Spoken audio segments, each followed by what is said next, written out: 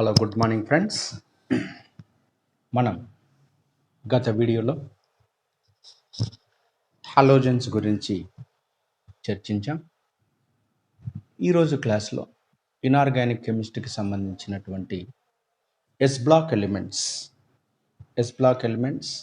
ఈ yes block ఎలిమెంట్స్లో మనకు CSIR point of వ్యూలో వీటి మీద మనకు ఎక్కువ రావడానికి క్వశ్చన్స్ ఆస్కారం ఉందో వాటి మీద నేను స్ట్రెచ్ చేస్తాను. అందరికీ తెలిసినటువంటిదే ఎస్ బ్లాక్ ఎలిమెంట్సే, కానీ ఇందులో కూడా మనకు వేటి మీద ఎక్కువ ఫోకస్ చేస్తాడో వాటి మీద మనం డిస్కషన్ చేస్తాం. వాటితో పాటు కంప్లీట్గా S block elements first A group second A group elements గురించి మనం ఈరోజు క్లాస్లో డిస్కషన్ చేస్తాం. ఓకేనా? Right. So chemistry of S block elements. జనరల్గా మనం ఎస్ బ్లాక్ ఎలిమెంట్స్ అంటే the differentiating electron enters into s subshell is known as s block elements. మరి s ఆర్బిటాల్లో కేవలం 2 ఎలక్ట్రాన్లు మాత్రమే ఉండడానికి ఆస్కారం ఉంది కాబట్టి సో ఇక్కడ మనకు 2 గ్రూపులే మనకు ఉంటాయి. ఒకటి ఫస్ట్ ఏ గ్రూప్, రెండవది second A group elements. First A group ఎలిమెంట్స్ని మనం ఆల్కలీ మెటల్స్ అని, second A group ఎలిమెంట్స్ను alkaline earth metals అని అంటాం. అయితే ఈ first A group elements second A group elements ఎలా ఉన్నాయో చూద్దాం. చూడండి, first A group elements group number 1, వీటి జనరల్ ఎలక్ట్రానిక్ కాన్ఫిగరేషన్ NS1గా ఉంటుంది. Lithium, sodium, potassium, rubidium, caesium, francium. అలానే గ్రూప్ 2 NS2 కాన్ఫిగరేషన్ ఉంటుంది. ఇందులో beryllium, magnesium, calcium, strontium, barium, radium. So ఇవి first A group second A group elements. Second A group element general electronic configuration NS2, first A గ్రూప్కి NS1 configuration. చూడండి, first A గ్రూప్లో lithium నుండి ఫ్రాన్సియంకి, lithium to francium atomic size ఏంటంటే gradually increases. అయితే మనం అనుకుంటున్నట్లు lithium నుంచి ఫ్రాన్సియం వరకు కాదు, లిథియం నుంచి సీజియం వరకు ఏంటంటే విగరస్గా అటామిక్ సైజ్ అనేది ఇంక్రీజ్ అవుతుంది. అలానే బెరీలియం నుంచి బేరియం వరకు గ్రాడ్యువల్లీ అటామిక్ సైజ్ ఇంక్రీజెస్. కానీ సీజియం తర్వాత ఫ్రాన్సియంకి మనం అనుకున్నట్లు అంత ఎక్కువగా అటామిక్ సైజ్ అనేది పెరగదు.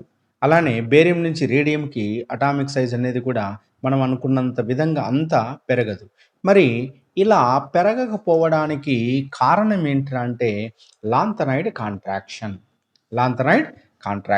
సో లాంథనైడ్ కాంట్రాక్షన్ వల్ల మనకేంటంటే అది ఎఫ్ ఆర్బిటాల్లోకి ఎలక్ట్రాన్స్ ఎంటర్ కావడం వల్ల ఎ బ్లాక్ ఎలిమెంట్స్లో ఆ ఎఫ్ ఆర్బిటాల్లో ఉన్నటువంటి ఎలక్ట్రాన్స్ నంబర్ ఆఫ్ ఎలక్ట్రాన్స్ ఎక్కువ కావడం వలన అక్కడ పూర్ షీల్డింగ్ ఎఫెక్ట్ ఉండడం వలన న్యూక్లియస్ నుంచి వ్యాలెన్సీ షెల్కి అట్రాక్షన్ ఫోర్స్ పెరగడం వలన వ్యాలెన్సీ షెల్ను తన వైపుకు తీసుకుంటుంది. ఏది? న్యూక్లియస్.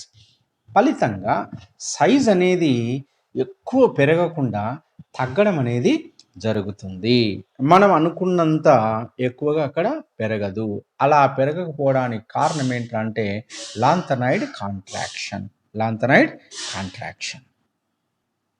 చూడండి, బేరియం నుంచి రేడియంకి, సీజియం నుంచి ఫ్రాన్సియంకి అటామిక్ సైజ్ అనేది మనం అనుకున్నంతగా ఉండదు. కారణం లాంథనైడ్ కాంట్రాక్షన్. చూడండి, ఇక్కడ చూడండి, ఇది first A group element general electronic configuration NS1. After removing 1 electron ఏమవుతుంది? Noble gas configuration. NGC అంటే నోబుల్ గ్యాస్ కాన్ఫిగరేషన్. ఇక్కడ ఏమవుతుంది? సెకండ్ ఏ గ్రూప్లో NS2 configuration. After removing 2 electron then it attain noble gas configuration. చూడండి, NS2 NP6. Sodium atomic number 11, 3s1 configuration ఉంటుంది. ఒక electron పోతే మనకు Na+ ఏర్పడుతుంది. సో Na+ కాన్ఫిగరేషన్ ఏమవుతుందంటే నియాన్ కాన్ఫిగరేషన్ అవుతుంది. That is NS2 NP6. అలానే ఇక్కడ సెకండ్ ఏ గ్రూప్లో బెరీలియం తీసుకున్నాం అనుకోండి, 2 ఎలక్ట్రాన్స్ రిమూవ్ అయిన తర్వాత B+2 వస్తుంది. That is nothing but helium configuration. Helium is noble gas elements. So noble gas configuration will be attained. So after one electron removing first A group elements attain the noble gas configuration. Here after removing 2 electron it attain the noble gas configuration. చూడండి born Haber cycle. So born Haber cycle వల్ల మనకేంటి indirect మెథడ్గా మనం ప్రాపర్టీస్ని మనం కనుక్కోవచ్చు. ఇండైరెక్ట్గా properties ఏంటి, electronegativity కావచ్చు, electron affinity కావచ్చు, నెక్స్ట్ లాటిస్ ఎనర్జీ కావచ్చు, అంటే అయానిక్ కాంపౌండ్స్కి సంబంధించినటువంటి అంటే ఎలక్ట్రాన్ లాస్ కావాలన్నా, ఎలక్ట్రాన్ గెయిన్ కావాలన్నా, నెక్స్ట్ లాటిస్ ఎనర్జీ అంటే అయానిక్ బాండ్ ఫార్మేషన్ జరిగినప్పుడు రిలీజ్ అయ్యేటువంటి ఎనర్జీని మనం ఇండైరెక్ట్ మెథడ్గా బార్న్ హేబర్ సైకిల్ ద్వారా మనం కనుక్కోవచ్చు. ఇప్పుడు చూడండి, ఆక్సిజన్ ఒక ఎలక్ట్రాన్ తీసుకుంది అనుకోండి. So addition of electron in the valency shell releasing minimum amount of energy is called electron affinity or electron gain enthalpy. So oxygen neutral atom అయినటువంటి oxygen ఒక్క ఎలక్ట్రాన్ తీసుకున్నప్పుడు దాని ఎలక్ట్రాన్ గెయిన్ ఎంథాల్పీ వాల్యూ నెగిటివ్గా ఉంటాయి. అదేవిధంగా రెండవ electron తీసుకున్నప్పుడు formation of O-2. So electron gain enthalpy 0 కన్నా ఎక్కువ ఉంటుంది, అంటే positive. So formation of O- electron gain enthalpy value negative. Formation of O-2 electron gain enthalpy values అంటే పాజిటివ్. మరి ఇక్కడ నెగిటివ్ ఇక్కడ పాజిటివ్ రావడానికి కారణం ఏంటి? సో ఇక్కడ ఆక్సిజన్ అనేది neutral atom, there is no charge at all. So there is no repulsion at all in valency shell. అప్పుడు ఏమవుతుంది, ఎలక్ట్రాన్ అనేది ఈజీగా యాడ్ అవుతుంది. కాబట్టి అప్పుడు యాడ్ అయిన తర్వాత ఎనర్జీ రిలీజ్ అవుతుంది. కాబట్టి electron affinity values are exothermic. After formation of O- again 1 electron is added in the valency shell. అప్పుడు ఏమవుతుందండి, ఎలక్ట్రాన్ అనేది యాడ్ కావాలి అంటే కొంత ఎనర్జీ రిక్వైర్డ్ అవుతుంది, అంటే ఎండోథర్మిక్ డ్యూ టు రిపల్షన్. అందుచేత ఇక్కడ formation of O- electron gain enthalpy values are negative. Formation of O-2 electron gain enthalpy are positive. చూడండి, formation of calcium oxide. Calcium solid plus half O2 gives rise to CaO, calcium oxide. This is the direct step. So formation of 1 mole of calcium oxide from its constituent elements releasing minimum amount of energy is called heat of reaction. Now this is the direct step. The same reaction takes place in the multiple step, that is calcium solid converted into calcium gas. So 1 mole of solid converted into 1 mole of gas requiring minimum amount of energy is called sublimation energy, that is delta sublimation energy, delta SUBH. Now O2, 1 mole of O2. So breaking, so O-O double bond will be breaking, then it give constant element oxygen atom. So O2 molecule is converted into oxygen atoms. Molecule is converted into atom, that is the dissociation. So bond dissociation energy. కానీ మనకు కావాల్సింది ఒక oxygen ఆటమే కాబట్టి 1/2 half O2, that is nothing but bond dissociation energy by 2. Next, calcium gas is converted into calcium plus 2 gas. అంటే ఏంటి, calcium gas స్టేట్లో ఉన్నటువంటి calcium ఒక ఎలక్ట్రాను రిమూవ్ చేయడానికి మనకు కొంత ఎనర్జీ రిక్వైర్డ్ అవుతుంది, దాన్నే మనం IP1. తర్వాత ఏమవుతుంది, అందులో నుంచి ఇంకొక ఎలక్ట్రాన్ కూడా పోతుంది. ఎందుకు? స్టేబుల్ కాదు కదా. కాల్షియం వ్యాలెన్స్ షెల్లో 2 ఎలక్ట్రాన్స్ ఉన్నాయి. 2 ఎలక్ట్రాన్లు పోతే ఆర్గాన్ కాన్ఫిగరేషన్ వస్తుంది కాబట్టి 2 ఒకటేసారి పోవు. ముందు ఒక ఎలక్ట్రాన్ రిమూవ్ చేయాలి, దానికి కావాల్సిన ఎనర్జీని మనం IP1 అంటాం. అది అన్స్టేబులే. మళ్ళీ ఇంకొక ఎలక్ట్రాన్ రిమూవ్ చేసినప్పుడు అప్పుడు ఏంటంటే కాల్షియం +2 వస్తుంది, అప్పుడు స్టేబుల్ అవుతుంది. సో జనరల్గా IP2 is always greater than IP1. So Ca+2 ఏర్పడాలి అంటే ఇక్కడ ఎనర్జీ అనేది దేనికి ఈక్వల్ రా అంటే IP1 + IP2, అంటే అంత ఎనర్జీ రిక్వైర్డ్ అవుతుంది. దాన్ని మనం ΔH1 + ΔH2. అలానే ఇప్పుడు ఆక్సిజన్ గ్యాస్ అనేది ఏంట్రా అంటే 2 ఎలక్ట్రాన్లు తీసుకుంటేనే అప్పుడు O-2 గ్యాస్గా మారుతుంది, అప్పుడు స్టేబుల్ అవుతుంది. సో ఒక ఎలక్ట్రాన్ తీసుకోవాలి అంటే gain of energy, electron gain of enthalpy, దాన్ని మనం electron gain of enthalpy H1 plus electron gain enthalpy H2. So ఆ రెండింటిని మనం కలిపితే వచ్చేటువంటి ఎనర్జీనే ఇది. ఇప్పుడు కాల్షియం +2 ఏర్పడింది, కాల్షియం -2 ఏర్పడింది, రెండు కూడా ఆపోజిట్లీ చార్జ్డ్ అయాన్స్. రెండు కలిసినాయంటే మనకు కాల్షియం ఆక్సైడ్ ఏర్పడుతుంది. ఆ రిలీజ్ అయ్యేటువంటి ఎనర్జీని మనం లాటిస్ ఎనర్జీ అంటాం. మరి ఈ లాటిస్ ఎనర్జీ ఎంత? లాటిస్ ఎనర్జీ ఎంత? సో ఈ lattice energy is nothing but ఈ మొత్తం అంత ఎనర్జీని కలిపితే డైరెక్ట్గా వచ్చేటువంటి ఈ ఫస్ట్ స్టెప్కి ఈ మల్టిపుల్ స్టెప్లో వచ్చేటువంటి ఎనర్జీ రెండు కూడా ఈక్వల్గా ఉంటుంది. అలా ఈక్వల్గా ఉన్నదాన్నే మనం హెస్ లా అంటాం. Hess law of heat constant summation.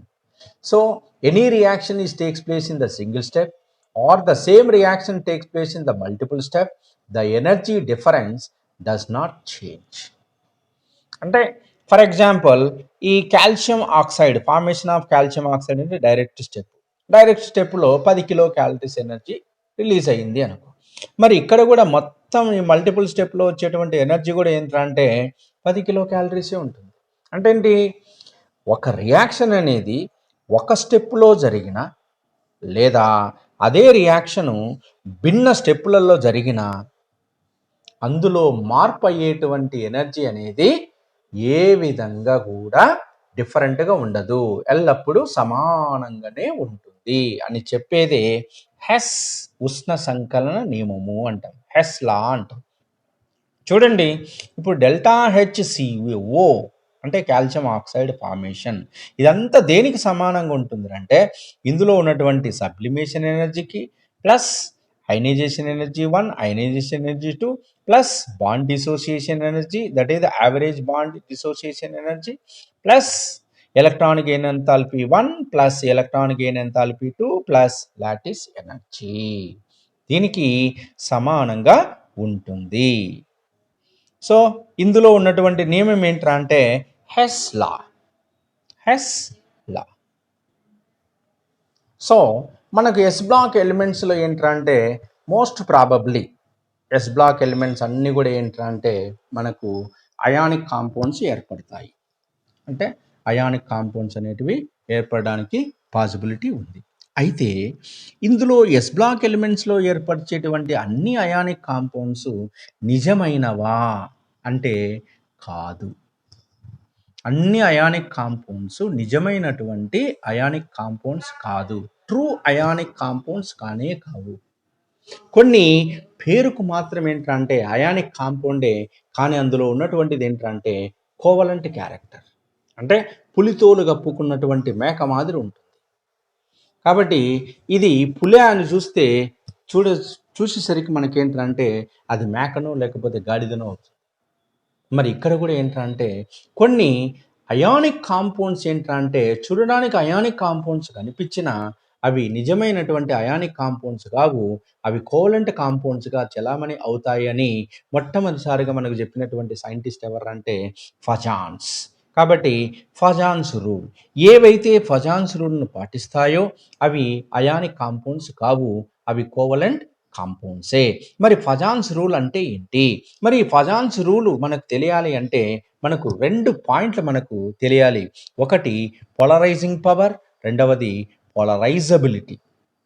మరి పోలరైజింగ్ పవర్ అంటే ఏంటి అంటే క్యాటయాన్ను ఏర్పరిచేటువంటి వాటిని మనం పోలరైజింగ్ పవర్ అంటాం. సో ఫార్మేషన్ ఆఫ్ క్యాటయాన్ అంటే పాజిటివ్ ఛార్జ్ ఏర్పడేటువంటివి వాటికి ఏమవుతుందంటే వాటి యొక్క సైజు తగ్గిపోవడం వలన ఆ న్యూక్లియస్ యొక్క అట్రాక్షన్ అనేది విపరీతంగా పెరుగుతుంది. కాబట్టి ఎక్కువ అట్రాక్షన్ ఫోర్స్ ఉన్నటువంటి క్యాటయాన్ను మనం మోర్ పోలరైజింగ్ పవర్ అంటాం. అంటే ఈ తక్కువ సైజు ఉన్నటువంటి క్యాటయాన్ ఏమవుతుందంటే యానయాన్లో ఉన్నటువంటి ఆ ఎలక్ట్రాన్ డెన్సిటీని ఏదైతే ఉందో తన వైపుకు లాక్కుంటుంది. సో తన వైపుకు లాక్కునేటువంటి కెపాసిటీ ఉన్నదాన్ని మనం ఏమంటారంటే పోలరైజింగ్ పవర్ అంట. అలానే పోలరైజబిలిటీ, ఇది సంధి విచ్ఛేది చేయండి. పోలరైజ్ ప్లస్ ఎబిలిటీ అంటే పోలరైజ్కి ఎబిలిటీగా ఉన్నటువంటిది. అంటే ఏంటి? తన ఎలక్ట్రాన్ డెన్సిటీని వ్యాలెన్స్ షెల్లో ఉన్నటువంటి ఎలక్ట్రాన్ డెన్సిటీని ఇచ్చేటువంటి స్వభావం ఉండాలి. దేనికి ఇచ్చేటువంటి స్వభావము? క్యాటయానికి. అంటే ఒక యానయాన్ పక్కన ఏదన్నా క్యాటయాన్ కనుక వచ్చినట్లయితే వెంటనే తన వ్యాలెన్స్ షెల్లో ఉన్నటువంటి ఎలక్ట్రాన్ డెన్సిటీని ఆ క్యాటయాన్ వైపుకు పంపించాలి. ఆ పంపించేటువంటి ఎబిలిటీ ఉండాలి. అంటే ఏంటి? పోలరైజ్ చేసేటువంటి ఎబిలిటీ ఉండాలి. సో పోలరైజ్ చేసేటువంటి ఎబిలిటీ దేనికి ఉంటుంది అంటే యానయానికి ఉంటుంది. పోలరైజ్ చేసుకునేటువంటి కెపాసిటీ దేనికి ఉంటుంది అంటే క్యాటయానికి. కాబట్టి పోలరైజబిలిటీ అన్నప్పుడు ఏంటంటే యానయాన్ని గుర్తు రావాలా. పోలరైజింగ్ పవర్ అనేది ఏంటంటే క్యాటయాన్ని గుర్తు రావాలి. So this is the polarising power, polarisability. ఇవి రెండు తెలిస్తే మనకు ఫజాన్స్ రూలు అర్థమైనట్లే. చూడండి, మీకు అర్థమయ్యేటట్టు చూశాను. యానయాన్ నుంచి క్యాటయాన్ వైపుకి ఏంట్రా అంటే ఎలక్ట్రాన్ డెన్సిటీ అనేది పోతుంది.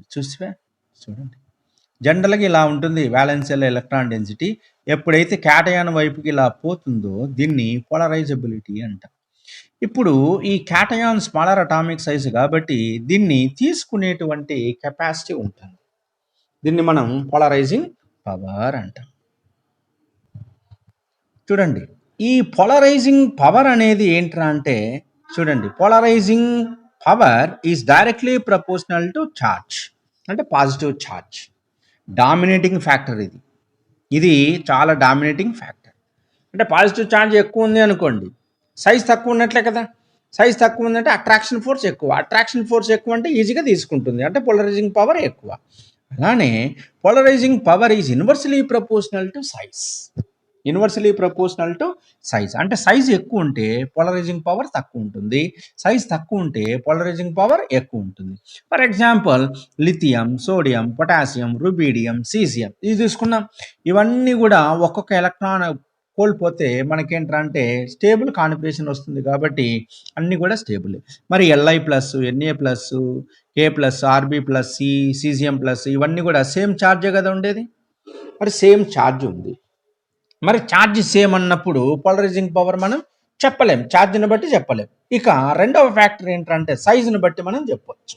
మరి లిథియం నుండి సీజియంకు సైజ్ ఏమవుతుంది? పెరుగుతుంది. చూడండి, లిథియం నుండి సీజియంకి సైజు పెరిగింది. సైజు పెరిగితే పోలరైజింగ్ పవర్ ఏమవుతుంది? తగ్గుతుంది. అందుకే decrease. So polarising power decreases.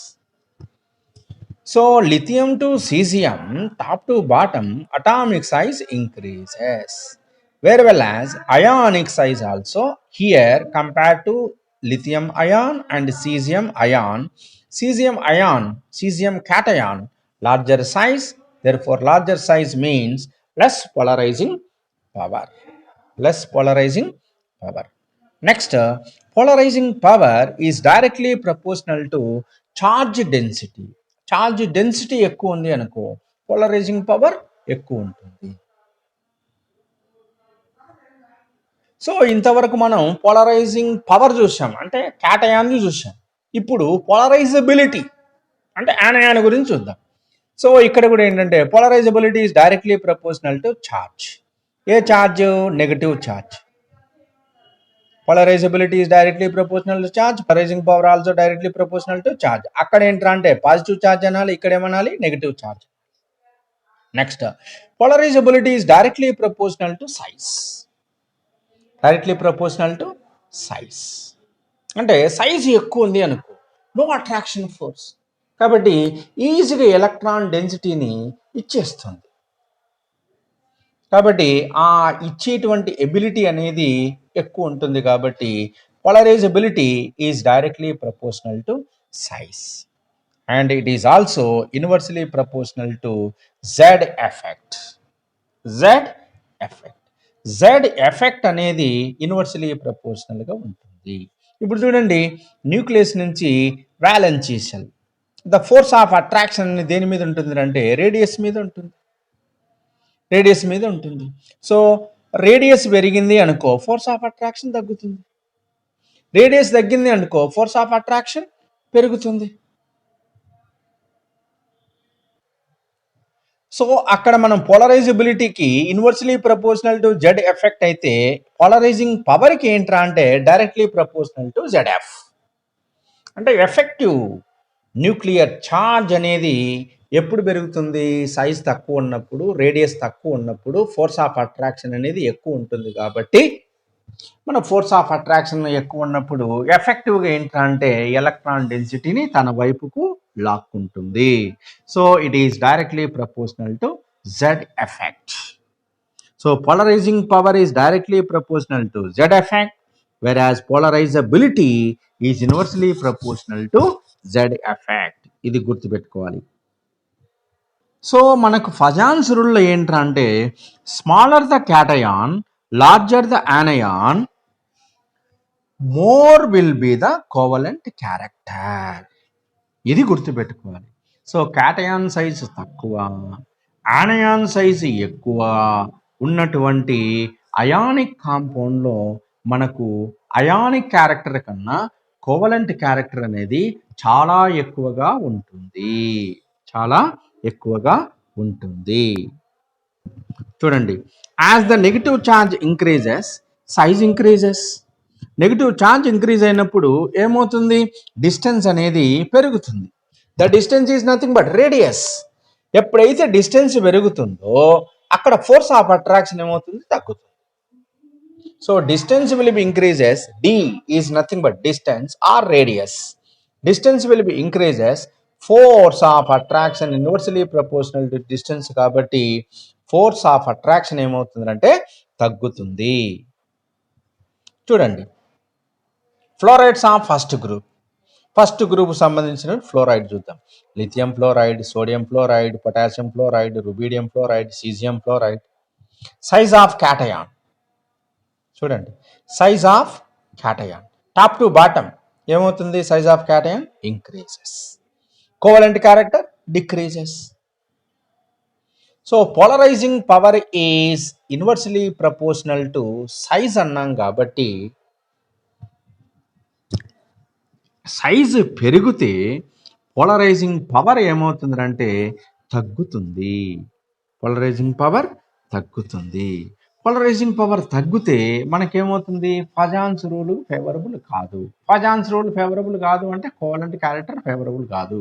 Covalent character favourable కాదు అంటే ఇండైరెక్ట్గా ionic character favourable. That's all. అందుకే సీజియం ఫ్లోరైడ్ అనేది మోస్ట్ అయానిక్ కాంపౌండ్గా ఉంటుంది.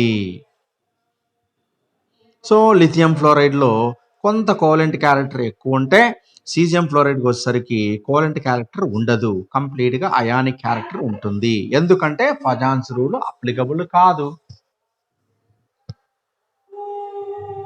నెక్స్ట్, ఇక రెండవ ఫేవరబుల్ ఫ్యాక్టర్ ఏంట్రా అంటే ఫజాన్స్ రూల్కి సూడో ఇన్నర్ట్ గ్యాస్ కాన్ఫిగరేషన్. అంటే N-1 D10 NS0 కాన్ఫిగరేషన్ ఉన్నదాన్ని మనం సూడో ఇన్నర్ట్ గ్యాస్ కాన్ఫిగరేషన్ అంటాం. ఎగ్జాంపుల్, కాపర్ గినుక చూసినట్లయితే 3D10 4S1 కాపర్, మరి Cu ప్లస్కి వచ్చేసరికి ఏంటి? 3D10 4S0. అంటే n-1d10 కాన్ఫిగరేషన్ వచ్చింది కదా. అలానే సిల్వర్ Ag+, ఇక్కడ కూడా ఏంట్రా అంటే సూడో ఇనర్ట్ గ్యాస్ కాన్ఫిగరేషన్. ఇలా సూడో ఇనర్ట్ గ్యాస్ కాన్ఫిగరేషన్ ఉన్నటువంటి క్యాటయాన్స్ ఏవైతే ఉన్నాయో అవి ఒరిజినల్గా అయానిక్ క్యారెక్టర్ని ఎగ్జిబిట్ చేయవు. దేని ఎగ్జిబిట్ చేస్తాయి? కోవలెంట్ క్యారెక్టర్ని ఎగ్జిబిట్ చేస్తాయి. So pseudo inert gas configuration ఉన్నటువంటి క్యాటయాన్స్ అన్నీ కూడా ఏంటంటే instead of ionic character they exhibit covalent character. ఇప్పుడు చూడండి, CaCl2 calcium chloride, cadmium chloride రెండు చూసినట్లయితే Ca+2 కాడ్మియం+2 దీని కాన్ఫిగరేషన్ అంతా కూడా ఏంట్రా అంటే ఒకే విధమైనటువంటి కాన్ఫిగరేషన్గా కనిపిస్తున్నాయి. కానీ ఇక్కడ ఉన్నటువంటి కాన్ఫిగరేషన్లో ఛార్జ్ మాత్రం ఏంటంటే +2+2 రెండు సమానంగానే ఉంది.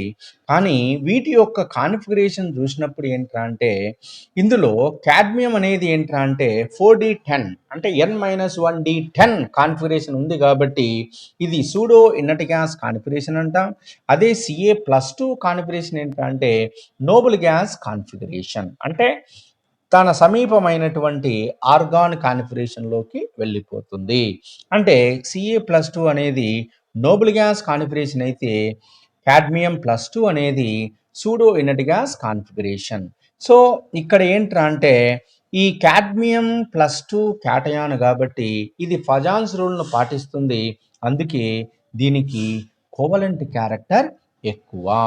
అదే కాల్షియం+2 అనేది ఫజాన్స్ రూల్ను పాటించదు. ఎందుకంటే ఆ క్యాటయానికి నోబుల్ గ్యాస్ కాన్ఫిగరేషన్ వస్తుంది కాబట్టి అది అయానిక్ క్యారెక్టర్ను ప్రదర్శిస్తుంది.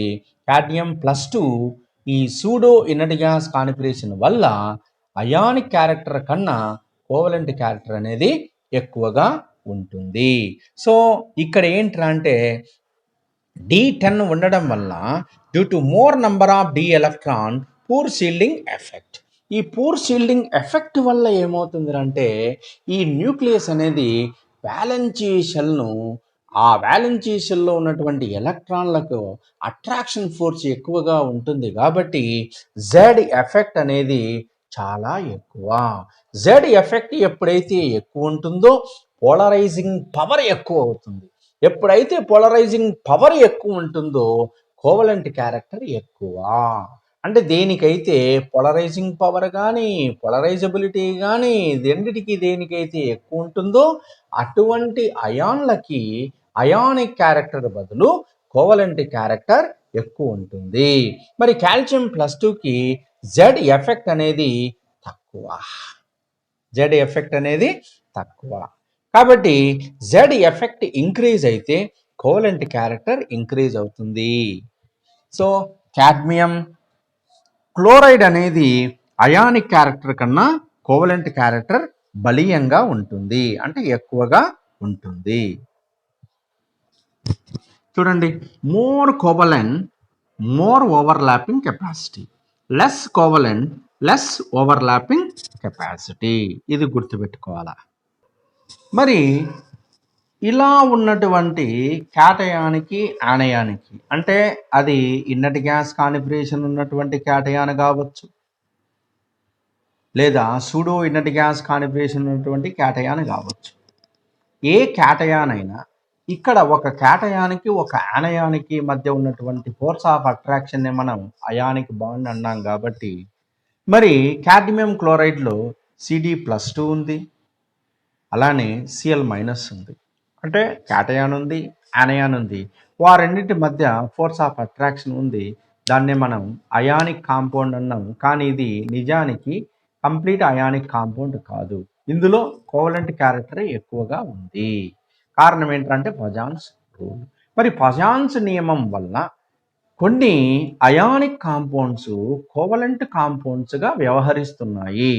మరి ఇటువంటి కోవలెంట్ కాంపౌండ్ పూర్తి కోవలెంట్ అంటే కాదు, మళ్ళీ అందులో అయానిక్ ఉంది. కొన్ని పూర్తి అయానిక్ అంటే కాదు, అందులో కోవలెంట్ ఉంది. మరి ఇటువంటి వాటిలో ఇటువంటి కాంపౌండ్లో కోవలెంట్ క్యారెక్టర్ ఎక్కువ అంటున్నాం. మరి అయానిక్ క్యారెక్టర్ ఎంత? మరి ఆ పర్సంటేజ్ అయానిక్ క్యారెక్టర్ను మనం కనుక్కోవడానికి హెన్రీ స్మిత్ అనేటువంటి సైంటిస్టు ఒక ఈక్వేషన్ను ప్రతిపాదించాడు. దాన్నే మనం హెన్రీ స్మిత్ ఈక్వేషన్ అంటాం. సో ఇక్కడ జైరో అనేటువంటిది ఏంటంటే ఎలక్ట్రోనెగటివిటీని సూచిస్తుంది, లేదా పౌలింగ్ స్కేల్ ద్వారా ఎలక్ట్రోనెగటివిటీని మనం సూచిస్తుంది. So percentage of ionic character is equal to 3.5 into జైరో ఏ మైనస్ జైరో B whole square plus 16 into జైరో ఏ మైనస్ జైరో బి. ఈ ఈక్వేషన్నే మనం హెన్రీ స్మిత్ ఈక్వేషన్ అంటాం. దీని ద్వారా, ఈ సమీకరణం ద్వారా ఆ కాంపౌండ్లో అయానిక్ క్యారెక్టర్ను మనం కనుక్కోవచ్చు. ఇక్కడ ఏ డాష్ బి అనేటువంటి ఒక కాంపౌండ్లో ఎంత అయానిక్ క్యారెక్టర్ ఉంది అని కనుక్కోవడానికి ఈ ఫార్ములా మనకు ఉపయోగపడుతుంది. అదేవిధంగా అయానిక్ క్యారెక్టర్ని కనుక్కోవడానికి ఈ ఎలక్ట్రోనెగటివిటీని బేస్ చేసుకోకుండా ఇంకొక ఫార్ములా ద్వారా కూడా మనం కనుక్కోవచ్చు. దాన్నే మనం డైపోల్ మూమెంట్ అనేటువంటి ఫ్యాక్టర్ ద్వారా కూడా కనుక్కోవచ్చు. అది మనం తర్వాత అంశంలో మనం చర్చిద్దాం. చూడండి, ఎలక్ట్రోనెగటివ్ డిఫరెన్స్ అనేది అంటే change of zero value. Electronegative difference అనేది 1.9 కన్నా ఎక్కువగా ఉన్నట్లయితే అది అయానిక్ కాంపౌండ్ అని, 1.9 కన్నా తక్కువ ఉన్నట్లయితే కోవలెంట్ క్యారెక్టర్ అని మనం చెప్పవచ్చు. సో ఏ కాంపౌండ్ అన్నా తీసుకోండి, అందులో ఆ రెండు ఆటమ్స్ మధ్య ఎలక్ట్రోనెగటివ్ డిఫరెన్స్ అనేది 1.9 కన్నా ఎక్కువ ఉన్నట్లయితే అది తప్పనిసరిగా అయానిక్ కాంపౌండ్. ఒకవేళ 1.9 కన్నా తక్కువ గనుక ఉన్నట్లయితే అది కోవలెంట్ కాంపౌండ్గా మనం గుర్తించాలి. Next, Born Lande equation. So Born Lande equation, that is nothing but it is especially useful for lattice energy. So lattice energy అంటే మనం ఏమన్నాం, formation of 1 mole of ionic compound releasing minimum amount of energy is called lattice energy, or dissociation or breaking of 1 mole of ionic compounds to its constituent oppositely charged ion requiring minimum amount of energy is also called lattice energy. మరి ionic compounds యొక్క most important character property ఏదంటే lattice energy. మరి ఈ lattice energy అనేది దేనికి directly ప్రపోర్షనల్గా ఉంటుంది అంటే అందులో ఉన్నటువంటి క్యాటయాన్ ఫోర్స్ ఆఫ్ అట్రాక్షన్కి, యానయాన్ ఫోర్స్ ఆఫ్ అట్రాక్షన్కి, ఆ రెండింటి మీద దీనికి ఉంటుంది. కాబట్టి so lattice energy is directly proportional to Q1 Q2. Q1 Q2 అంటే ఫోర్స్ ఆఫ్ అట్రాక్షన్. సో ఆ రెండు క్యాటయాన్లు కావచ్చు లేదా యానయాన్లు కావచ్చు. సో క్యాటయాన్కి యానయానికి మధ్య ఉన్నటువంటి ఆ క్వాంటిటీ ఆఫ్ ఛార్జ్ మీద మనకు ఉంటుంది. So lattice energy is directly proportional to charge and lattice energy is inversely proportional to size, that is the radius. So ఈ రెండింటి మీద ఉంటుంది quantity of charge Q1 Q2, quantity of charge and 1/r, r means radius, ఈ రెండింటి మీద ఉంటుంది. So lattice energy is directly proportional to charge అనేది ఏంటంటే అంటే డామినేటింగ్ ఫ్యాక్టర్గా తీసుకోవచ్చు, and universally proportional to size అనేది మనం ఇంకొక ఫ్యాక్టర్గా చూసుకోవచ్చు.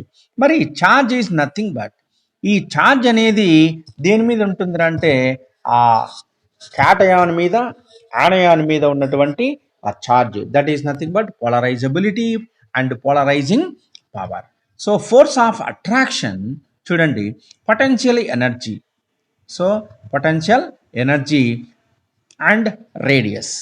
సో దీన్నే మనం ఈ పొటెన్షియల్ ఎనర్జీని ఛార్జ్ మీద ఉన్నటువంటి క్వాంటిటీగా మనం తీసుకోవచ్చు. కాబట్టి సో ప్రపోర్షనాలిటీ తీసేసినట్లయితే మనం ఏంటంటే కాన్స్టెంట్ పెడతాం K Q1 Q2 by R square, that is equal to minus dP by dR. Minus DP by DR. Next, so DP అంటే potential energy, DP is equal to వీటిని మనం ఇంటిగ్రేషన్ చేసినప్పుడు మనకేమొస్తుందంటే minus K Q one Q two integration of DR by R square. So integration of DR by R square is nothing but 1 by R. So potential energy is equal to K Q one into Q two by R వస్తుంది. So potential energy is nothing but K Q one Q two by R. ఇక్కడ ఉన్నటువంటి Na plus Cl minus, Na ప్లస్ను మనం cation అంటాం, Cl మైనస్ని యానయాన్ అంటాం. ఈ రెండింటి మధ్య ఉన్నటువంటి ఫోర్స్ ఆఫ్ అట్రాక్షన్ మధ్య ఉన్నటువంటి డిస్టెన్స్నే మనం ఆర్ అంటాం. That is potential energy is nothing but K Q one Q two అంటే సోడియం ప్లస్ దాని యొక్క ఛార్జ్, Cl మైనస్ దాని యొక్క charge. So K Q one Q two by ఆ రెండు అయాన్స్ మధ్య ఉన్నటువంటి distance, that is the R. చూడండి, NaF, Na2O, Na3N. చూడండి ఇక్కడ ద క్వాంటిటీ ఆఫ్ ఛార్జ్. చూడండి, lattice energy is directly proportional to Q1 into Q2. ఇప్పుడు చూడండి, NaF అంటున్నాం, క్యాటయాన్ ఛార్జ్ ఎంత 1, యానయాన్ ఛార్జ్ ఎంత 1, 1 ఇంటూ 1. ఇక్కడ చూడండి, యానయాన్ ఛార్జ్ ఎంత 2, ఇక్కడ cation charge 1, so 1 into 2 2. Next అలానే Na3N, యానయాన్ ఛార్జ్ ఎంత 3, క్యాటయాన్ ఛార్జ్ ఎంత 1, 1 ఇంటూ 3 3. సో ఇక్కడ ఏంటంటే ఈ క్వాంటిటీ ఆఫ్ ఛార్జ్ అనేది పెరిగితే లాటిస్ ఎనర్జీ పెరుగుతుంది కాబట్టి మోర్ లాటిస్ ఎనర్జీ దేనికి ఉంటుందిరా అంటే Na3Nకు ఉంటుంది, తర్వాత Na2Oకు ఉంటుంది, తర్వాత NaF ఉంటుంది. ఓకే,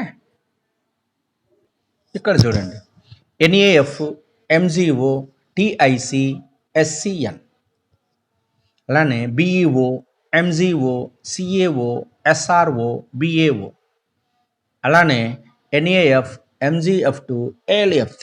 ఇలా 1 2 3 ఈ మూడు కూడా ఏంటంటే 3 క్వశ్చన్లు. సో ఫస్ట్ దానికి ఇంక్రీజింగ్ ఆర్డర్లో లాటిస్ ఎనర్జీ, సెకండ్ క్వశ్చన్కి ఇంక్రీజింగ్ ఆర్డర్లో లాటిస్ ఎనర్జీ, థర్డ్ క్వశ్చన్కి ఇంక్రీజింగ్ ఆర్డర్లో లాటిస్ ఎనర్జీ. చూసుకోండి, ఇప్పుడు ఫస్ట్ దాంట్లో ఏంట్రా అంటే NaF sodium +1, MgO +2, TiC +4, scandium N +3.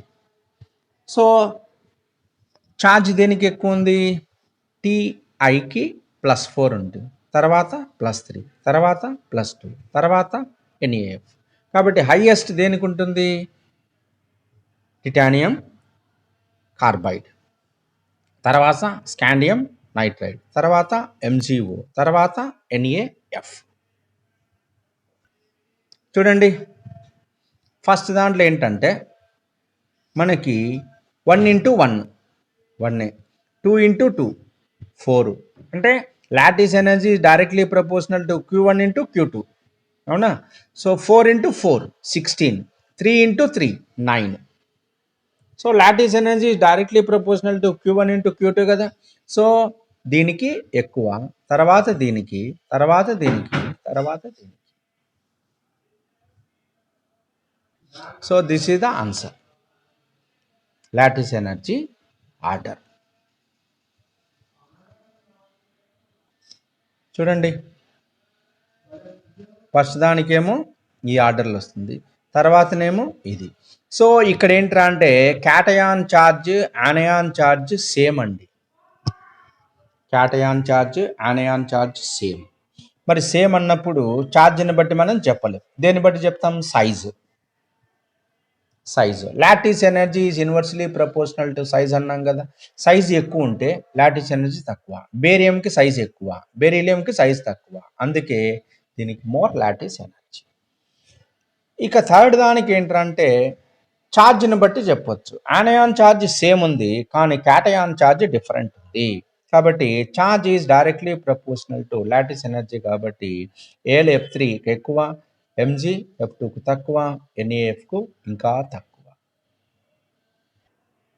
Next Born Lande equation.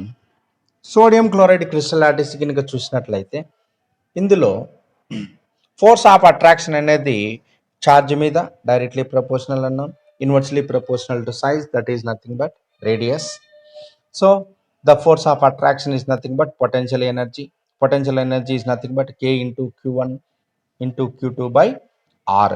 So each potential energy is nothing but electrostatic potential energy. మరి ఒక క్యాటయానికి ఒక ఆనయానికి మధ్య ఉన్నటువంటి ఈ ఫోర్స్ ఆఫ్ అట్రాక్షన్లో ఉన్నటువంటి డిస్టెన్స్నే మనం R అంటున్నాం కాబట్టి so potential energy is equal to K constant 1/4πε0 into quantity of charge, that is charge is nothing but electron kada, so electron into electron by R, that is nothing but potential energy is equal to E square by 4πε0 R. ఇక్కడ E అనేది ఏంటంటే electronic ఛార్జ్గా మనం చెప్పుకోవచ్చు. చూడండి, the potential energy చూసినట్లయితే ఇక్కడ మనకు ఇక్కడికి వచ్చేసరికి ఏంటంటే నెగిటివ్ సైన్లోకి మనకు వచ్చేస్తుంది. దీనికి కారణం ఏంటంటే here attraction force, attractive force and repulsive forces, attractive force and repulsive forces. So based on the attractive and repulsive forces the potential energy will be negative. So మరి NaClలో ఉన్నటువంటి అట్రాక్టివ్ పార్ట్ కనుక తీసినట్లయితే so potential energy is equal to -E²/4πε0 R. Minus ఎందుకన్నాం? Potential energy ఇంతకుముందు గ్రాఫ్లో గీసినప్పుడు మనకు నెగిటివ్ వచ్చేసింది కాబట్టి సో అట్రాక్టివ్ పార్ట్ అన్నప్పుడు ఏంటంటే ఇక్కడ నెగిటివ్ సైన్తో మనం చూపిస్తాం. So general expression for two opposite charges, ఇక్కడ ప్లస్ ఇక్కడ మైనస్, అంటే ఇది క్యాటయాన్ ఇది ఆనయాన్ మధ్య ఉన్నటువంటి డిస్టెన్స్ని మనం రేడియస్ అంటున్నాం కాబట్టి వీటి మధ్య ఉన్నటువంటి force of attraction potential energy is equal to -Z plus అంటే cation charge, Z minus anion charge by 4πε0 R. మరి ఒక్క మాలిక్యూల్కి మనం చూసాం, కానీ 1 మోల్ అన్నప్పుడు ఏంటి అవగాడ్రో నెంబర్ ఆఫ్ పార్టికల్స్ ఉన్నాయి. అలానే ఈ ఫోర్స్ ఆఫ్ అట్రాక్షన్ అనేది Na+Cl-. ఇక్కడ చూడండి, ఈ Na+Cl- పక్క పక్కన ఉన్నటువంటి Na+Cl- కావచ్చు, లేదా ఈ Na+ దూరంగా ఉన్నటువంటి Cl-. ఎందుకంటే sodium chloride FCC crystal lattice structure కాబట్టి మనం FCC face centred cubic crystal lattice structure అన్నప్పుడు ఈ ప్లస్ అనేది ఏంటంటే పక్కన ఉన్నటువంటి Cl- కావచ్చు, లేదా దూరంగా ఉన్నటువంటి Cl- కావచ్చు, ఏ విధంగానైనా మనకు అట్రాక్షన్ అనేది ఉండొచ్చు. కాబట్టి ఈ అట్రాక్షన్నే మనం ఏంటంటే రెండు రకాలైనటువంటి అట్రాక్షన్ ఉంది కాబట్టి ఇక్కడ మనం ఇంకొక కాన్స్టెంట్ పెట్టాం, that is that is Madelung constant అంటాం. ఈ మాడ్లాంగ్ కాన్స్టెంట్ అనేది ఏం చూపిస్తుంది? ఇక్కడ N అనేది ఏంటంటే అవగాడ్రోస్ నంబర్ సూచిస్తుంది. అప్పుడు పొటెన్షియల్ ఎనర్జీ ఏమవుతుందంటే potential energy is equal to -N0 Z plus Z minus A by 4πε0 R. ఈ ఏను మనం ఏమంటానంటే మెడ్లాంగ్ కాన్స్టెంట్ అంటాం. ఈ Madelung constant is nothing but the force of attraction of a particular cation attracted with different types of anions. అదేవిధంగా anion అనేది different types of క్యాటయాన్స్తో attraction కావచ్చు. అది ఎంత అనేది ఏంటంటే ఈ మెడ్లాంగ్ కాన్స్టెంట్ మనకు చెప్తుంది. ఫర్ జామెట్రీ ఆఫ్ లాటిస్ ఇది ఎట్లా తెలుస్తుంది? జామెట్రీ ఆఫ్ లాటిస్ని బట్టి మనకు తెలుస్తుంది. అందుకే ఏను మనం మెడ్లాంగ్ కాన్స్టెంట్ అంటున్నాం. ఈ మెడ్లాంగ్ కాన్స్టెంట్ అనేది జామెట్రీ ఆఫ్ లాటిస్ని బట్టి తెలుస్తుంది. చూడండి, NaCl 1 molecule for 1 molecule potential energy is equal to -E²/4πε0 R. మరి 1 మోల్ అన్నప్పుడు ఏంటి? 1 mole of molecules of NaCl. 1 mole అంటే ఏంటి? Avogadro number. Avogadro number is nothing but N0. So -N0 into z plus z minus a by 4 pi epsilon naught r. Next, potential energy is equal to minus Avogadro number into z plus z minus into Madelung constant by 4 pi epsilon naught r, or potential energy is equal to minus n naught into z plus z minus e square into Madelung constant by 4 pi epsilon naught r. So ఇక్కడ ఈ square అంటున్నాం, ఇక్కడ లేదు. మరి ఈ రెండింటికి variation ఏంటో చూద్దాం. Z plus, that is nothing but charge on cation. Example N A plus ఉంది అనుకోండి, జెడ్ ప్లస్ ఎంతరా అంటే 1 ఎలక్ట్రాన్, అది 1 electron. CA plus 2, Z plus అంటే 2 electron, 2 into electron, 1 into electron. AL plus 3, Z plus 3 into electron, 3 into electron. That's all. Okay. Next, Z minus, charge on anion. So Cl minus, Z minus 1 into electron. O minus 2, Z is equal to 2 into electron. అలానే ఇక్కడ చూసినప్పుడు మనం Z plus is nothing but Na plus, Z plus is equal to 1. Z plus is equal to 2. Al plus 3, Z plus is equal to 3. ఇక్కడ anionic అయినప్పుడు Cl minus Z minus is equal to 1. O minus 2, Z minus is equal to 2. N minus 3, Z minus is equal to 3. ఇలా చూస్తున్నాం. So రెండిట్లలో మనం ఏ విధంగానైనా substitute చేసుకోవచ్చు. So ఇంతవరకు మనం ఏంటంటే అట్రాక్షన్ ఫోర్స్ చూసాం.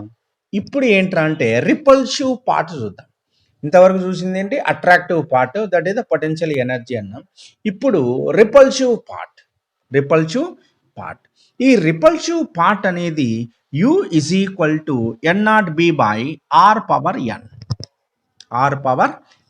R అనేది ఏంట్రా అంటే డిస్టెన్స్, ఆ పవర్ N అనేది ఏంట్రా అంటే ఎంతనైనా ఉండొచ్చు. So R is equal to distance అంటున్నాం, N0 is equal to Avogadro's number అంటున్నాం, N is equal to Born exponent అంటున్నాం, B is equal to repulsion coefficient అంటున్నాం. సి బోర్న్ ఎక్స్పోనెంట్ అంటే R పవర్ N. ఈ N అనేది ఏంటంటే Born exponent. ఈ Born exponent అంటే ఏందో చూద్దాం. So now lattice energy is equal to potential energy plus, this is potential energy is nothing but attractive part కదా, attractive part plus repulsive part. So attractive part plus repulsive part నే మనం ఏంటంటే lattice energy అంటున్నాం. చూడండి ఇక్కడ ఈ distance అనేది ఏంట్రా అంటే ఈ పొటెన్షియల్ ఎనర్జీ, చూడండి ఇటువైపు ఉన్నటువంటి అట్రాక్షన్ అండ్ రిపల్సివ్ ఫోర్సెస్, ఈ రెండు కలుపుకొనే మనకేంట్రా అంటే ఇక్కడికి వచ్చేసరికి ఏంటంటే మనం ఈక్విలిబ్రియం పొజిషన్ అంటున్నాం. ఇక్కడ ఈ స్లోప్ అనేది ఏంట్రా అంటే DP by DR or DU by dr is equal to 0 at minima దగ్గర ఏంట్రా అంటే జీరోగా ఉంటుంది. చూడండి అట్రాక్టివ్ ఫోర్స్ అంటే మనం ఏమన్నాం, ఇంతకుముందు మనం డిరైవ్ చేసాం. So minus N0 Z plus Z minus E square A by 4 pi epsilon naught R plus repulsive part ఏమన్నాం N0 B బై RN అన్న. ఈ రెండింటిని కలిపితే మనకు వచ్చేది లాటిస్ ఎనర్జీ.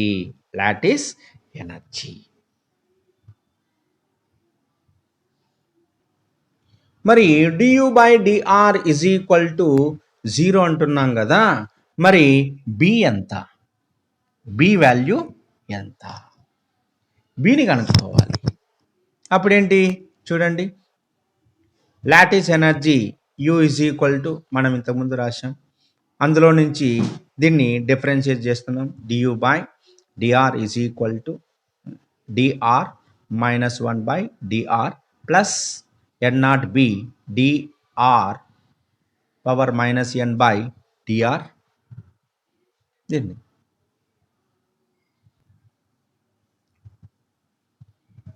సో దీని వాల్యూ 0 అన్నాం కాబట్టి 0 పెట్టేసాం. r minus 1. R minus 1 is nothing but 1 by r కదా. So 1 by r square td cancel plus n naught b minus n r దీన్ని తీసుకున్నాం minus n minus 1. b is equal to e square r n minus 1 1 by r. r cancel అయిపోతుంది కాబట్టి మనకు r n minus 1గా మిగిలిపోతుంది. ఇది b value. చూడండి ఎట్లా వచ్చిందో. r n minus 1 r square. b is equal to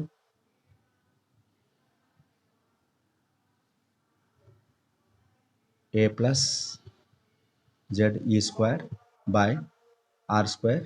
దీన్ని కిందికి దింపాం. minus n minus 1 is nothing but 1 by r n minus 1.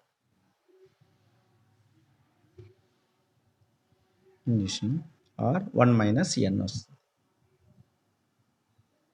కింది ఉన్నటువంటివి సేమ్ అయినప్పుడు ఏమవుతుంది? Minus n minus 1 that is equal to 1 minus n. కింద రూటు సేమ్ ఉన్నప్పుడు పైన ఏమవుతుంది? Simple mathematics. So b is equal to a z plus z minus e square r n minus 1. ఈ కిందిది పైకి వచ్చిందంటే ఉల్టా r n minus 1 by 4 pi epsilon naught. That is the b value. చూడు ఇక్కడ వచ్చేటువంటి ఈ b వాల్యూ ఎట్లా వచ్చింది అన్నదానికి డెరివేషన్ చేశాను. This is the derivative part.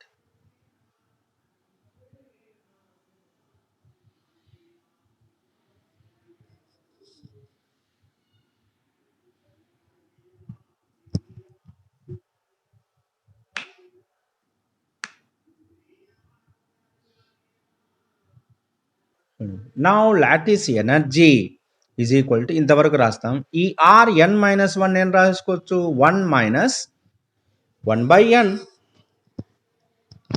ఇక్కడున్న ఆర్ను కిందికి తీసాం ఆరు. దీన్ని 1 మైనస్ 1 బై ఎన్.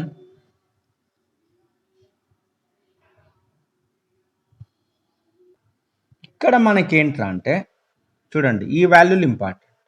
1 బై ఇది చూడండి 1 by 4 pi epsilon is equal to 9 into 10 to the power of 9 SI యూనిట్స్లో.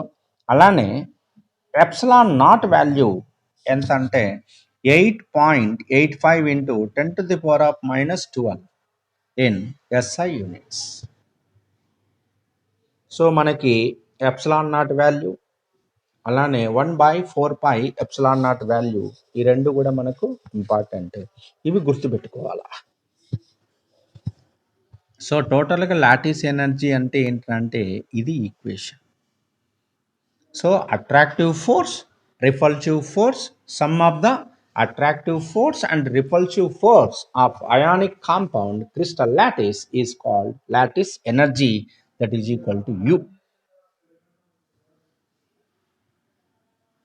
Next ఈ బార్న్ ఎక్స్పోనెంట్ వాల్యూస్ ఎలా ఉంటాయి? ఈ బార్న్ ఎక్స్పోనెంట్ అనేది ఏంటంటే మనకున్నటువంటి క్యాటయాన్ కానీ యానయాన్ కానీ ఇవి ఇన్నర్ట్ గ్యాస్ కాన్ఫిగరేషన్ కనుక వచ్చినట్లయితే ఆ ఇన్నర్ట్ గ్యాస్ కాన్ఫిగరేషన్లో మనకు హీలియం, ఒకవేళ హీలియం కాన్ఫిగరేషన్ కనుక వచ్చినట్లయితే దానికి బార్న్ ఎక్స్పోనెంట్ వాల్యూ ఎంత, నియాన్ వచ్చినట్లయితే ఎంత, ఆర్గాన్ వచ్చినట్లయితే ఎంత, క్రిప్టాన్ వచ్చినట్లయితే ఎంత, జినాన్ వచ్చినట్లయితే ఎంత.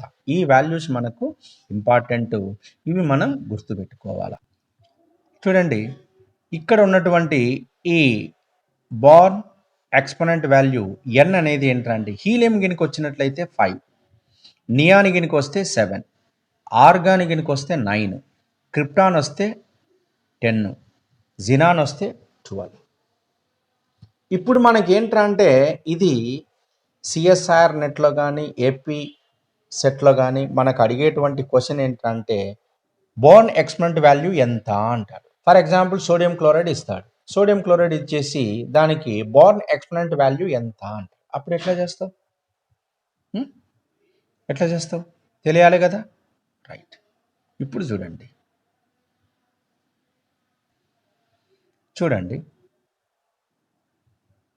లిథియం అన్నాం.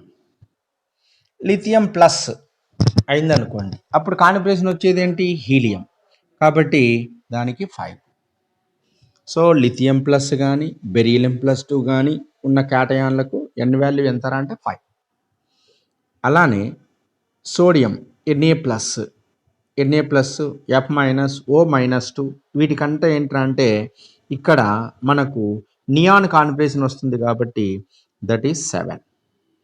నెక్స్ట్ అలానే ఆర్గాన్ అంటే K ప్లస్ కావచ్చు, Ca+2 కావచ్చు, S-2 కావచ్చు, Cl- కావచ్చు. వీటికి ఆర్గాన్ కాబట్టి 9. అలానే క్రిప్టాన్ అంటే Rb ప్లస్ కానీ Br మైనస్ కానీ వచ్చినట్లయితే 10. సీజియం ప్లస్ కానీ I మైనస్ కానీ వచ్చినట్లయితే 12. ఇందులో ఒక ఎక్సెప్షనల్ పాయింట్ ఏంటంటే కాపర్ Cu ప్లస్ కనుక వచ్చినట్లయితే that is nothing but organ అంటే 9. ఇవి గుర్తుపెట్టుకోవాలి. వీటిని బట్టి మనం ఇప్పుడు కొన్ని అయానిక్ కాంపౌండ్స్కి బోర్న్ ఎక్స్పోనెంట్ వాల్యూ ఎంత అనేది చూద్దాం. చాలా సింపుల్. చూడండి, NaCl ఇచ్చాడు. NaCl ఇప్పుడు Na plus Cl minus, Na plus Cl minus. ఇప్పుడు చూడండి Na ప్లస్ అనేది ఏంటంటే, చూడండి Na ప్లస్ అనేది ఏంటంటే దీనికి నియాన్ కాన్ఫిగరేషన్ వస్తుంది. నియాన్ కాన్ఫిగరేషన్ అన్నప్పుడు మనకి ఎన్ వాల్యూ ఎంత అంటే 7. అలానే Cl మైనస్ అనేది ఏంటంటే ఆర్గాన్కి వస్తుంది. ఈ ఆర్గాన్కు ఈ ఎన్ వాల్యూ ఎంత అంటే 9.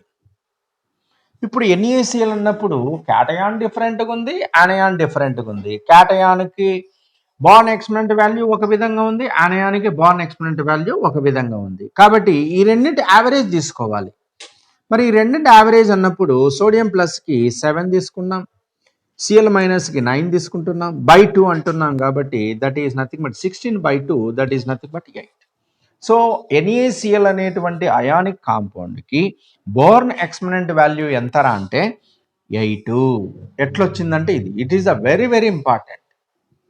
అంతేగాని what is the coordination number of Na in NaCl, what is the coordination number of Cl in NaCl అని అలా అడగడు. ఇక్కడ ఏం అడుగుతారు అంటే బోర్న్ ఎక్స్పోనెంట్ వాల్యూ అడుగుతాడు. బోర్న్ ఎక్స్పోనెంట్ వాల్యూ అంటే నీకు తెలియాలి కదా. So it is the very very important. అలానే LiClకి బోర్న్ ఎక్స్పోనెంట్ వాల్యూ ఎంత? బోర్న్ ఎక్స్పోనెంట్ వాల్యూ ఎంత? మరి LiCl అన్నప్పుడు ఇక్కడ ఏంటంటే లిథియం క్యాటయాన్ ఉంది, Cl మైనస్ ఆనయాన్ ఉంది. మరి లిథియం క్యాటయాన్ అన్నప్పుడు మనకేమవుతుంది? Li ప్లస్ అన్నప్పుడు హీలియం కదా, హీలియం అన్నప్పుడు 5. హీలియం అన్నప్పుడు 5, Cl మైనస్ అన్నప్పుడు 9. కాబట్టి లిథియంకి 5 వస్తుంది, Cl మైనస్కి 9 వస్తుంది. కాబట్టి ఈ రెండింటి యొక్క యావరేజ్ అంటే 14/2, that is equal to 7. So this is the Born exponent value. చాలా ఇంపార్టెంట్. సో కొన్ని సింపుల్ అయానిక్ కాంపౌండ్సే మనకి ఇచ్చేది. సింపుల్ అయానిక్ కాంపౌండ్ ఇచ్చేసి బోర్న్ ఎక్స్పోనెంట్ వాల్యూ ఏంటి అనొచ్చు. లేదా విచ్ ఆఫ్ ద ఫాలోయింగ్ ఈ suitable for attractive force in the ionic crystal lattice అనొచ్చు. అట్రాక్టివ్ ఫోర్స్ అన్నప్పుడు ఏంటంటే పొటెన్షియల్ ఎనర్జీ అంటున్నాం. అలానే రిపల్సివ్ పార్ట్ అన్నప్పుడు ఏంటంటే మనం N0B/R⁴ అని మనం ఇట్లా రాస్తున్నాం. ఇక్కడ ఒక ఈక్వేషన్ ఇచ్చేసి R⁴ N అంటే ఏంది అనొచ్చు, Born exponent part. Next A అంటే ఏంది, మెడ్లాంగ్ పార్ట్ అని రాయాలి, మెడ్లాంగ్ కాన్స్టెంట్. సో ఇందులో ఈ సింపుల్గా ఉన్నటువంటి ఈ పార్ట్స్ మీదనే మనకు క్వశ్చన్స్ క్రియేట్ చేయడానికి ఆస్కారం ఉంటుంది. సో ఇది మనకు అయానిక్ కాంపౌండ్లో ఉన్నటువంటి లాటిస్ పార్ట్.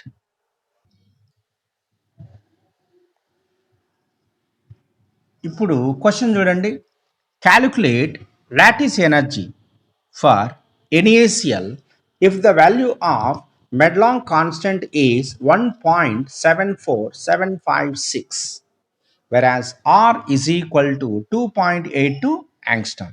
R అంటే ఏంటి? రేడియస్ ఆఫ్ క్యాటయాన్ యానయానా? కాదు. R అనేది ఏంట్రా అంటే distance between cation and యానయాన్.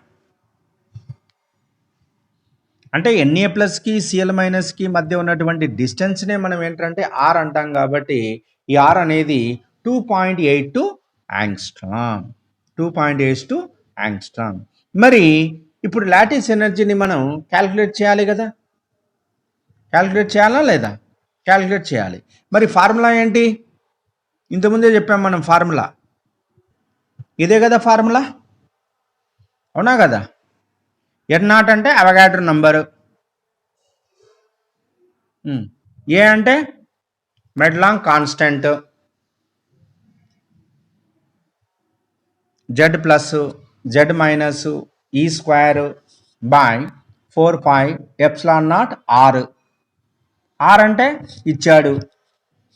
Next ఎన్ అంటే ఏంటి? ఎన్ అంటే ఏంటి? బాండ్ ఎక్స్పెరిమెంట్ కదా. మరి బాండ్ ఎక్స్పెరిమెంట్ అన్నప్పుడు ఏంటి? NaCl కదా. NaClలో బాండ్ ఎక్స్పెరిమెంట్ ఇంతకుముందే మనం కనుక్కున్నాం.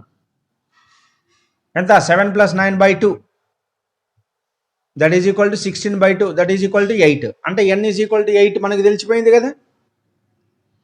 తెలిసిందా లేదా? తెలిసింది.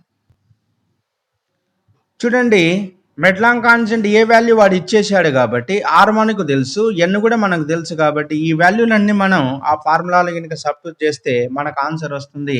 ఎంత వస్తుందో మీరు చూడండి. ఎంత వస్తుందో మీరు చూడండి. నెక్స్ట్ వీడియోలో నేను ఏం చేస్తానంటే ఇక్కడి నుంచి తర్వాత ఉన్నటువంటి పార్ట్ని మనం సెకండ్ వీడియోలో మనం చూద్దాం. అంటే S block elements 2 second video. అంటే ఎస్ బ్లాక్ ఎలిమెంట్స్ నేను 2 వీడియోస్గా డివైడ్ చేస్తున్నాను. ఒకటే వీడియో అంటే చాలా ఎక్కువ అవుతుంది కాబట్టి, లెంత్ ఎక్కువ అవుతుంది కాబట్టి నేను ఇంతవరకు కట్ చేస్తున్నాను. కట్ చేసి రిమైనింగ్ పార్ట్ అనేది ఏంటంటే రిమైనింగ్ పార్ట్ సెకండ్ వీడియోలో దీన్ని కంటిన్యూషన్ చేస్తూ ఈ ప్రాబ్లంకి సొల్యూషన్ కూడా నేనే చెప్తాను. కాకపోతే మీరు కూడా చేయండి. అప్పుడు మీ ఆన్సర్ నా ఆన్సర్ టాలీ అవుతుందో లేదో చూసుకోండి. సో బోర్న్ ఎక్స్పెరిమెంట్ వాల్యూస్ అనేది చాలా చాలా ఇంపార్టెంట్. కాబట్టి వాడు డిఫరెంట్ క్రిస్టల్ లాటిస్ స్ట్రక్చర్ ఇచ్చేసి మనకు ఈ బోర్న్ ఎక్స్పెరిమెంట్ వాల్యూ ఎంత అని మనకి ఎగ్జామినేషన్లో అడగడానికి ఆస్కారం ఉంటుంది. కాబట్టి డియర్ ఫ్రెండ్స్, నాకు తెలిసినంత వరకు పరిజ్ఞానం వరకు కాన్సెప్ట్ అనేది నేను చెప్తున్నాను. మిగిలిన ఈ కాన్సెప్ట్ని మీరు బాగా ఫిల్టర్ చేసుకోవడం అనేది మీ వంతే. మీరు బాగా ప్రాక్టీస్ చేయాలి. సో మీరు ఎస్ బ్లాక్ సంబంధించినటువంటి అంటే మనకి ఎగ్జామినేషన్లో ఇంపార్టెంట్ ఏదో దాని మీద నేను ఫోకస్ చేస్తున్నానండి. అంతేగాని NaCl, సీజియం క్లోరైడ్, దాని క్రిస్టల్ లాటిస్ స్ట్రక్చరు, దీని క్రిస్టల్ లాటిస్ స్ట్రక్చర్ ఇలాంటి సింపుల్ దాంట్లో నేను వెళ్ళడం లేదు. డెప్త్గా వెళ్తున్నాను. అందులో ఉన్నటువంటి మనం CSIR పాయింట్ ఆఫ్ వ్యూలో నేను చర్చిస్తున్నాను. ఓకేనా? రైట్. ఇంకొకసారి చెప్తున్నాను ఫ్రెండ్స్, మీ స్నేహితులు ఎవరన్నా కనుక ఉన్నట్లయితే వాళ్ళని కూడా సబ్స్క్రైబ్ చేసుకోవడానికి ప్రయత్నించండి. సబ్స్క్రైబ్ చేయించే బాధ్యత మీదే అని చెప్పాను. కాబట్టి ఎంతమంది ఎక్కువ సబ్స్క్రైబ్ అయితే అంతమంది వింటున్నారు కదా అనేటువంటి ఆనందం నాకు ఉంటుంది. కాబట్టి దయచేసి విజ్ఞానాన్ని 10 మందికి పంచాలి అనేటువంటి భావనతో మీకు చెప్తున్నాను. ఓకే. సో నెక్స్ట్ వీడియోలో ఏంటంటే నేను remaining part S block elements తీసుకుంటాను. తర్వాత నేనేంటంటే ఇలా చాప్టర్ వైజ్ నేను వస్తున్నాను. అంటే సిలబస్ ప్రకారం నేను వస్తున్నాను. కాబట్టి నాకు వేరే పనులు కూడా ఉంటాయి. కాబట్టి వాటిని మినిమైజ్ చేస్తూ మిమ్మల్ని కూడా నేను ఏంటంటే వన్ డే అటు ఇటులో ఏంటంటే నేను వీడియోలు పెట్టడానికి ప్రయత్నిస్తాను. కానీ నేను మాత్రం ఆపను. సిలబస్ మొత్తం కూడా నేను ఏంటంటే వీడియోలో పెడతాను. ఇప్పుడు కావచ్చు, రేపటి కావచ్చు, ఏమైనా కావచ్చు. సో మీ తరం వాళ్ళు కూడా దీన్ని చూడడానికి ఆస్కారం ఉంటుంది. కాబట్టి ఎప్పటికైనా సరే మనకి ఇది ఉపయోగపడుతుంది. కాబట్టి ఫ్రెండ్స్ అందరినీ కూడా సబ్స్క్రైబ్ చేపిస్తారని నేను నమ్ముతున్నాను. సో నెక్స్ట్ వీడియోలో మనం రిమైనింగ్ పార్ట్లో కలుద్దాం. అంతవరకు గుడ్ బై.